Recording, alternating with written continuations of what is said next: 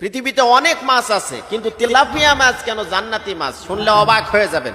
খুব লক্ষ্য করে খেয়াল করে শোনার চেষ্টা করুন। দুইটি নদী জান্নাত থেকে এসেছে, একটা হলো নীল নদ এবং দজলা ফোরাত। এই দুই নদীতে এত প্রচুর পরিমাণ তেলাপিয়া মাছ আছে, এজন্য তেলাপিয়া মাছটা জান্নাতি মাছ। প্রিয় ভাইয়েরা, খুব লক্ষ্য করুন, খেয়াল করুন। আপনি যতই অগুরুত্ব দেন, আপনি গুরুত্বহীন মনে করেন, কিন্তু এটাই স্বাভাবিক যে বাংলাদেশের প্রতিটি মানুষ তেলাপিয়ার মাছকে পছন্দ করেন।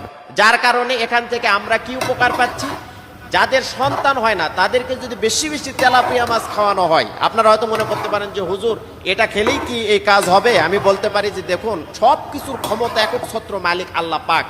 কোনো না কোনো উসিলায় বান্দাকে আল্লাহ জান্নাত দিবেন এবং বিপদ থেকে মুক্ত করবেন, এবং বিভিন্ন চাওয়া পাওয়া আল্লাহ রাব্বুল আলামিন কোনো কিছুর উসিলায় আমাদেরকে দিবেন। তো আমি এটাই বলতে পারি যে যদি কোনো মানুষ, কোনো মহিলা, কোনো মেয়ে, এটা যদি কোনো নারী এই আমলটি করতে